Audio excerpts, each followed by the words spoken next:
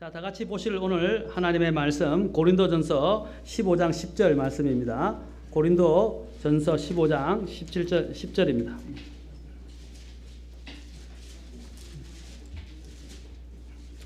고린도전서 15장 10절 말씀입니다.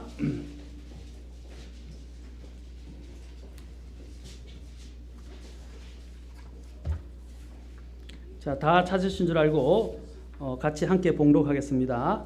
자, 시작. 하나님의 은혜로 내가 지금의 내가 되었으니 내게 베푸신 그분의 은혜가 헛되지 아니하여 내가 그들 모두보다 더 많이 수고하였으나 내가 아니요 오직 나와 함께 하신 하나님의 은혜로다. 아멘. 기도하겠습니다. 하나님, 오늘 또한 이 말씀을 사랑하는 성도님들 많이 지치고 또 피곤하고 힘들겠지만 하나님께서 오늘 은혜로 또한 함께 하셔서 충만한 주님의 은혜가 우리의 마음속에 임하고 그 은혜로 우리가 주님 앞에 수고하고 또 주님을 섬길 수 있도록 인도해 주시옵소서. 또 여기 사도 바울이 고백한 고백이 우리의 고백이 되도록 또한 축복해 주시옵소서. 주님께 이 모든 시간을 의탁하며 우리 주 예수님의 귀한 존함을 받들어 기도합나이다. 아멘. 앉으시겠습니다. 이 은혜라는 단어가 성경에서 어디에 제일 먼저 나오는지 아십니까? 혹시 아시는 분 계세요? 은혜라는 단어가 성경에 어디에서 나오는지. 제일 첫 번째 등장하는 은혜가 어느 책에 어느 곳에 나오는지 아십니까? 이 은혜는 사람들이 죄악이 관영하고 하나님을 대적하고 사람들이 상상하는 바가 하나님을 슬프게 하고 마음을 아프게 했던 바로 이 세상을 멸망시키시기로 작정했었던 바로 그 순간에 노아와 함께 이 단어가 사용됩니다. 그래서 노아는 주의 눈에 은혜를 입었다라고 창세기 6장 8절에 이야기하고 있습니다. 자, 이것은 오늘날 우리를 살아가는 우리에게 아주 좋은 이런 대조적인 모습을 보여주고 있어요. 자, 어떤 것이냐? 바로 죄가 더한 곳에 은혜가 있다는 것입니다. 오늘같이 또한 죄악이 많은 곳에 하나님의 은혜가 있다는 것입니다. 멸망을 당할 이런 죄인들 위에 하나님의 은혜가 있다는 것입니다. 우리도 보십시오. 우리도 아무런 것들을 받을 만한 자격이 없는 사람이었지 않습니까? 그런 자격이 없는 사람이 하나님께서 찾아오셔서 택하여 주셨다는 것이 바로 은혜 아닙니까? 아멘. 그래서 생명을 선물로 주시고 귀한 것을 선물로 주셨다는 것입니다. 사도 바울을 오늘 여기서 이 고백을 한번 보십시오. 사도 바울이 자격이 있습니까? 예, 인간의 눈으로 보면 외적으로 보면 굉장히 뛰어난 사람이에요. 그 사람은 정말 율법에 있어서는 흠이 없었다 할 정도예요. 그러나 그의 죄를 자신이 자백하기를 어떤 죄를 이야기하고 있습니까? 자기 마음 안에 있는 탐욕의 죄가 있었다고 이야기합니다. 이제 나중에 성경을 살펴보면 탐심의 죄가 있었어요. 자, 어떤 탐심인지에 대해서는 자세하게 나오고 있지 않습니까? 그래서 사도 바울이 로마서 7장에서 뭐라 합니까? 오라 나는 비참한 사람이다. 누가 이 사망의 몸에서 나를 건져내랴. 죄가 나를 내 안에서 어떻게 해요? 나를 사로잡아서 끌어가는 것을 보는도다 했어요. 그 율법의 의로 인간적인 눈으로 볼 때는 흠이 없었던 사도 바울이 오늘 이 본문에서 뭐라고 말하고 있습니까? 하나님의 은혜가 자신을 잊게 만들었다고 말하고 있습니다. 하나님의 은혜로 내가 지금의 내가 되었다.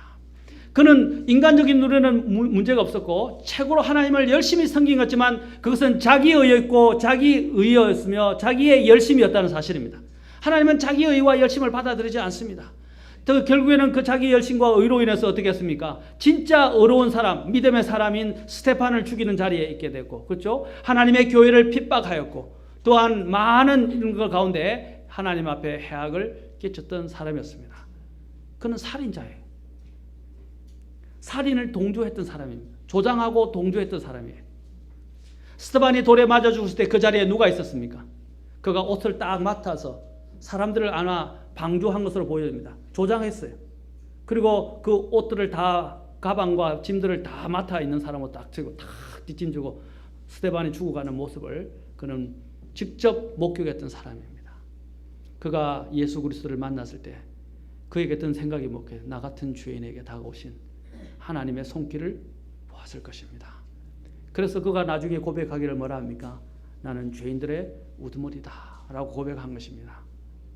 사랑하는 성도 여러분, 사도 바울이 이렇게 하나님 앞에서 일을 할 수 있게 된 것은 그는 죽어마땅한 죄인이었지만 하나님이 그를 불러주셨다는 것입니다. 은혜로 불러주셨다. 값없이 그의 죄를 용서해 주시고 그를 불러주셨다. 우리 또한 마찬가지입니다. 우리가 지금 여기서 하나님을 섬기고 수고하는 것이 생색을 내는 것이 아니라 하나님이 나의 인생에 이러한 새로운 생명을 주시고 살아갈 수 있는 가치를 발견하게 하시고 목적을 발견하게 하시고 나로 살아서 주님을 위해서 수고할 수 있고 섬길 수 있는 특권을 주셨다는 사실, 그 사실 자체가 하나님 앞에 감사한 것입니다. 그렇지 않습니까? 우리가 오늘 이 예배에 모이고 우리가 하나님 앞에 일을 하고 또한 선교의 일들을 하고 복음의 일들을 하고 또 교회를 섬기고 이 하는 일들이 무엇 때문에 이루어지는 것입니까? 내가 그냥 맡았기 때문이 아닙니다. 하나님의 은혜 때문에 하는 것입니다. 하나님이 불러주시지 않았다면 나는 이 자리에 있지도 않아요.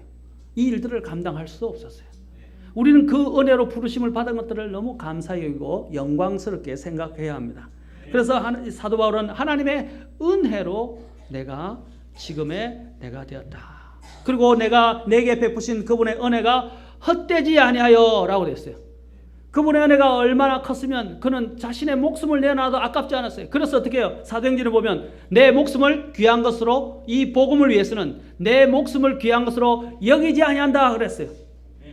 그리고 사랑과 하나님 앞에서 뭐라고 그랬어요? 내 양심을 열과 성의를 다해서 지켰다라고 말하고 있습니다. 그리고 뭡니까? 마지막 디모데후서 4장에서는 뭐라고 했어요? 나의 달려갈 길을 믿음을 지키고 나의 달려갈 길을 마치고 믿음을 지켰다라고 말하고 있습니다.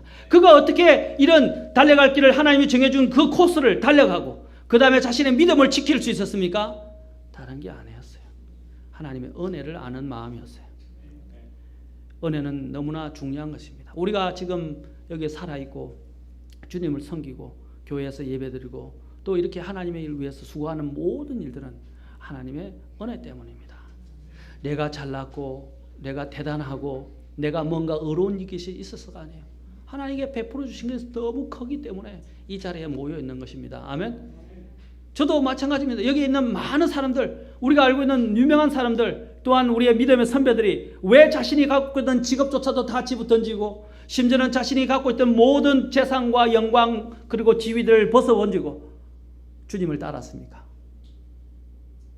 제자들을 부르셨을 때 제자들이 그랬어요. 자기의 모든 것을 버려두고 주님을 따라갔다고 말하고 있습니다. 세리마태가 뭐랬습니까? 자기가 갖고 있는 모든 것들을 다 어떻게 해요? 사람들에게 나누고자 했습니다. 그래서 결국 주님의 제자가 되지 않았습니까? 다 버린 거예요. 그것이 왜 있어요? 왜 그런 일이 가능한 것입니까? 하나님의 은혜를 알기 때문이었습니다. 우리는 주장할 것이 없어요. 사실 주장할 것이 없어요. 우리가 목소리를 높일 것도 없어요. 그런데 사람들은 어떤 문제만 생기면 하나님을 생각하고 하나님의 은혜를 생각하지 않고 목소리를 높입니다. 그리고 자기의 것들을 주장하고 관철시키고 싸우고 투쟁합니다. 아닙니다. 우리가 하는 모든 것들은 하나님의 은혜에 의해서 세움을 받은 것이고 또 하나님을 섬기는 것이라는 것입니다. 어떤 분이 그 은혜라는 단어를 둔을 가지고 이렇게 영어들은 잘 하는데 둔시를 짓듯이 이렇게 우리가 하면 이준승하면 이 뭐뭐뭐는 준 뭐뭐뭐는 이렇게 하면 시를 졌잖아요. 삼행시나 그렇죠. 그것처럼 영어도 이렇게 앞자 철자를 따라서 이렇게 항상 의미를 되새기면서 하는 게 있어요. 베프티스트 하면 그렇죠. B가 뭐 바이블을 최종 성경을 최종 권위로 여긴다. 그렇죠. A 하면 뭡니까? 그렇죠. 이렇게 해서 하나하나씩 따라서 이렇게 짚어보는 것처럼 어떤 분이 영어 grace라는 은혜라는 단어를 G-R-A-C-E라는 단어를 가지고 이렇게 표현했습니다. G, God's, R, riches, A, at, C, Christ, E, expense라고 이야기했어요. 다시 말하면 God's riches at Christ's expense. 무슨 뜻이냐면 그리스도를 희생의 대가로 해서 우리에게 주신 하나님의 부요하심이라는 뜻으로 해석을 했어요. 이렇게 풀이를 했어요. 정말 참 그 정의를 잘 풀이했어요. 그리스도의 희생의 대가로 말미암아서 하나님이 우리에게 이런 부요하심을 허락해 주셨습니다. 아멘. 우리가 가난한 자였어요. 영적으로 가난한 자였어요. 정말 멸망을 향해서 가야 될 그런 가난한 자였어요. 비참한 자였어요. 그러나 주께서 우리를 위해서 그 영광을 버리시고 가난하게 되셔서 어떻게 해요? 우리로 부유하게 하셨다. 이게 바로 고린도서에서 사도 바울이 이야기하는 헌금의 원리. 그렇죠? 그분께서 우리를 위하여 가난하게 되셔서 우리로 믿음에 있어서 부유하게 만들어 주신 것입니다. 아멘. 그게 바로 이 은혜라는 단어로 정의를 했습니다. 또 어떤 분은 이것을 unmerited, undeserved favor이라고 이야기했어요. 이 말은 아무런 장점이 없고 받을 만한 가치가 없는데도 불구하고 베푸시는 하나님의 호의라고 표현을 했습니다. 정확한 표현입니다. 우리는 정말 받을 만한 자격이 없지 않습니까? 그런데 하나님이 호의를 베풀어 주시고 은총을 베풀어 주셨습니다. 어느 추운 겨울날 한 여인이 포도를 구하기 위해서 여러 곳을 돌아다녔습니다. 그래서 중병에 걸린 외아들이 포도를 너무 먹고 싶어 한 거예요. 그런데 여인은 궁궐의 담벼락에 저쪽에 탐스러운 포도가 주렁주렁 열린 것을 보고 그 관리인에게 사정을 했습니다. 100달러를 드릴 테니까 포도를 파십시오. 관리는 안 됩니다. 고개를 젓습니다. 여인은 더 많은 2배의 200달러를 드리겠습니다. 그러자 관리는 화를 벌컥 내면서 이 여인을 궁궐 밖으로 내쫓았습니다. 그런데 공주가 그 광경을 보고 있다가 슬피 울고 있는 이 여인을 불렀습니다. 여인이여, 당신은 지금 큰 실수를 했습니다. 이 포도의 주인은 이 나라의 왕이십니다. 그분은 장사꾼이 아닙니다. 그분은 포도를 팔지 않고 그냥 주신답니다. 그래서 왕에게 구했으니까 왕이 그냥 무료로 주었어요. 그때 구할 수 없는 것들을 왕이 무료로 주었다는 거예요. 이것이 바로 은혜라는 거예요. 이 세상의 모든 것들이 하나님의 것입니다. 우리는 받을 만한 자격이 없지만 하나님 앞에 구했을 때, 믿음으로 나아갔을 때 하나님이 우리에게 그저 값없이 우리에게 선물로 주셨다는 것입니다. 아멘. 이게 영생이고 구원이며 우리가 하나님 앞에 받은 모든 놀라운 복이라는 것입니다. 이 세상에 죄가 없는 사람은 아무도 없습니다. 그러나 그리스도인들은 자신이 죄인임을 알고 정직하게 회개할 줄 안다는 점에서 세상 사람들과는 다른 것입니다. 자신의 죄를 깨닫지도 인정하지도 않은 사람은 회개하지 않았기 때문에 용서를 받지 못하고 자신의 죄값을 치르게 되는 것입니다. 그러나 자신의 죄를 깨닫고 회개하는 사람들에게는 죄사함의 은혜가 있다는 것입니다. 우리는 우리의 죄를 하나님 앞에 정직하게 자백하고 회개함으로써 하나님의 풍성한 은혜를 받아야 할 것입니다. 그리고 그 은혜는 누구에게 있다고 했습니까? 오전에 이야기했죠. 은혜를 모든 것을 대체하는 은혜, 은혜를 대신하는 은혜, 또는 은혜 위에 은혜인 바로 예수 그리스도를 우리에게 값없이 선물로 아무 공로 없는 자들에게 주셨다는 사실입니다. 감사하지 않습니까? 그래, 예수님은 너무 귀한 선물이에요. 이거는 값으로 환산할 수도 없고 말로 형용할 수도 없어요. 그렇지 않습니까? 그러면 이것을 받았다면 우리의 이제 받은 사람의 태도는 달라져야 할 것입니다. 아멘. 사랑하는 성도 여러분, 이런 은혜는 귀한 것입니다. 여러분들이 은혜를 이야기만 하고 노래만 하지 말고 그 은혜를 마음에 간직할 줄 아는 자가 되어야 돼요. 사도 바울은 이 은혜를 간직한 사람이었습니다. 은혜를 받기만 한 사람이 아니에요. 그 은혜를 값지게 여기고 그 은혜를 알고 그 은혜 때문에 자신의 목숨을 다해서 하나님을 섬길 수가 있었다는 사실입니다. 사랑하는 성도 여러분, 오늘 저희 여러분들에게 더 많은 말씀을 드리고 싶지는 않습니다. 우리가 은혜에 대해서 너무 많이 이야기합니다. 은혜에 대해서 또한 찬송까지도 합니다. 그러나 중요한 것은 말하고 찬송하고 고백하는 것이 아니라 그 은혜를 내 마음으로도 간직하고 그 은혜로 말미암은 감사로 하나님을 섬길 수 있어야 됩니다. 성경에서 분명히 이야기했잖아요. 에베소서 2장 10절에서도 마찬가지고 디도서에서도 마찬가지고 또한 디도서 2장에서도 그 다음에 심지어는 저 뒤에 히브리서 9장과 10장에서도 마찬가지입니다. 하나님이 우리의 죄를 씻으니까 우리를 어떻게 만들어요? 하나님을 섬기게 만들어준다 이 말입니다. 하나님을 위해서 일하도록 만들어줘요. 그게 은혜예요. 은혜는 일하게 합니다. 은혜는 사람을 변화시킬 뿐 아니라 구원시킬 뿐 아니라 사람들로 하여금 그 은혜에 의해서 일하게 만들어주고 또 그 은혜로 해서 더 수고하게 만들고 심지어는 자신의 생명까지 내어놓게 만드는 것이 하나님의 놀라운 은혜라는 것입니다. 근데 하나님이 무조건 은혜로 주셨기 때문에 수고만 하게 만드시는 분이 아니에요. 참 놀라요. 덤으로 주는 은혜가 있다는 거예요. 덤으로 주는 은혜. 그게 뭐예요? 보상하시는 거예요. 보상하신다는 거예요. 아니, 받을 만한 자격이 없는 자들에게 은혜를 주셔서 구원시켜 줬는데 또 은혜를 가지고 간직하고 그 은혜에 보답하기 위해서 열심히 수고한 자들에게 또 하나님이 더 큰 하늘의 은혜로 또 보상해 주신다는 거예요. 이 몸둘 바를 모를 것 같아요. 그렇지 않습니까? 제가 참 군대에 있었을 때 하나님 앞에 감사한 게 있었어요. 정말 그때 군대에서 배웠어요. 군대가 너무 힘드니까. 근데 제가 하나님 앞에 또 마음으로 범죄한 것이 있었어요. 그 범죄해서 하나님 앞에 회개하고 주님 저는 아무것도 받을 만한 자격이 없고 하나님 앞에 회개 기도하는데 하나님이 어떻게 한다세요? 갑자기 더 좋은 선물을 주시는 거예요.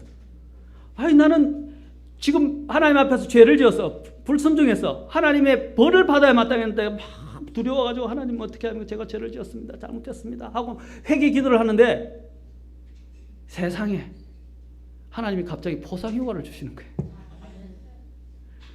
그 고대하던 포상휴가를 주시는 거예요. 그래 내가 막 눈물로 하나님 앞에 기도했어요.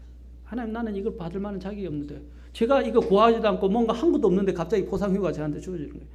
얼마나 감사한지 말로 눈물이 그냥 앞을 가리고 하나님의 감사를 드렸어요. 제가 말했죠. 너무 힘들어서 포복을 했으라도 집에 가라면 가고 싶은 정도로 그렇게 군대 생활이 힘들었어요. 근데 하나님이 그렇게 주니까 얼마나 말로 형용할 수가 없었어요. 사랑하는 성도 여러분, 하나님의 은혜는 이와 같습니다. 정말 받을 수 없는데도 계속해서 은혜를 주시는 거예요. 하나님은 자신의 자녀들을 한번 구원한 자녀들은 하나님이 지키십니다. 그리고 하나님이 보호하십니다. 그리고 하나님이 반드시 약속하시는 그 땅에 데리고 들어가실 것입니다. 이게 은혜 아닙니까? 그래서 베드로가 뭐라 했어요? 너희는 하나님의 권능으로 보호받고 있느니라 라고 말해서 사도 베드로도 바로 이 은혜를 항상 강하게 강조하면서 초반부터 이야기를 하고 있어요. 그리고 마지막에 사도 바울이 뭐로 마치는 사도 베드로도 또한 뭐로 마치고 있습니까? 사도 바울만 은혜를 이야기한 게 아니라 모든 사람들이 은혜를 이야기하지만 특히 베드로 같은 경우도 보십시오. 베드로도 처음에 자신의 서신을 시작할 때 은혜를 가지고 이야기하지만 마지막에도 그는 뭐를 가지고 이야기하면 은혜를 가지고 하나님 은혜를 가지고 마무리를 짓습니다. 베드로후서 3장을 보고 이것만 하고 마치겠습니다. 자, 오늘은 여기까지만 하겠습니다. 베드로후서 3장 보십시오.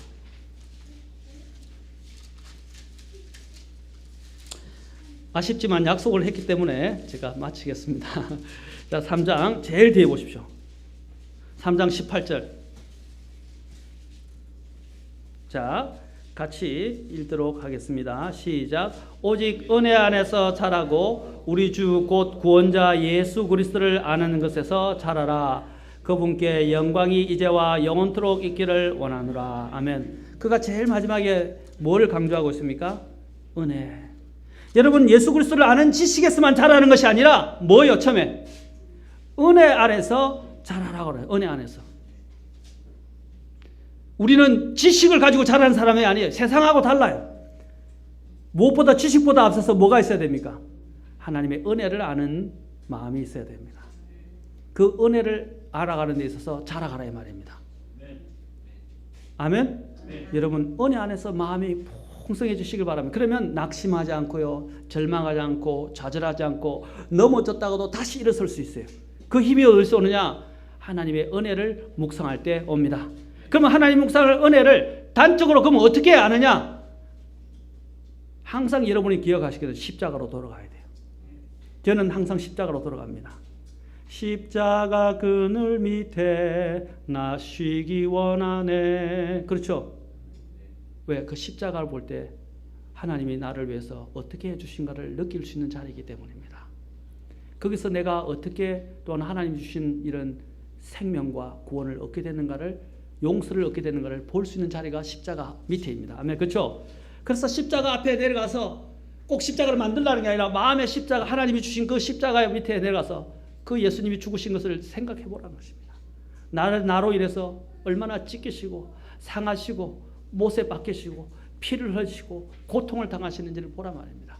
다음에 제가 다시 한번 설교하겠지만 주님의 십자가의 그 고통은 이 세상에서 가장 극악한 고통이었어요.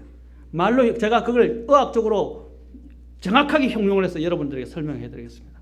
그럼 보면 여러분요, 마음으로 들을 수 없을 만큼 마음이 참담해져요. 주님이 얼마나 많은 고통을 십자가에서 겪었는지 말로 형용할 수가 없어요.